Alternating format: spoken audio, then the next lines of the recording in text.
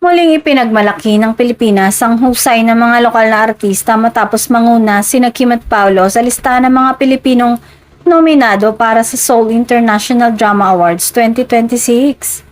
Ang dalawa na patuloy na umaani ng suporta mula sa mga tagahanga sa loob at labas ng bansa ay kinilala dahil sa kanilang matagumpay na mga proyekto at natatanging pagganap sa telebisyon at pelikula. Matatanda ang hindi na bago kay Kim ang pagkilala mula sa prestigious award-giving body sa South Korea.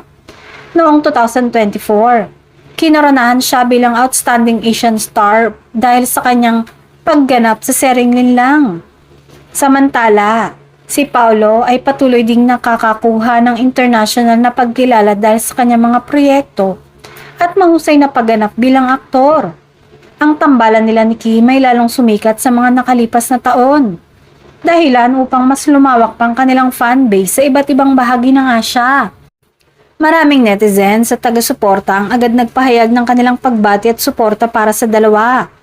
Umaasa ang kanilang mga tagahanga na muling maiuuwi ng mga Pilipinong artista ang karangalan at maipakita sa buong mundo ang talento ng mga Pinoy.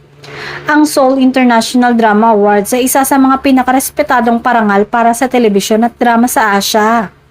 Dito kinikilala ang mga natatanging artista, programa at production mula sa iba't ibang bansa. Kaya naman malaking karangalan para sa sinumang mapabilang sa listahan ng mga nominado.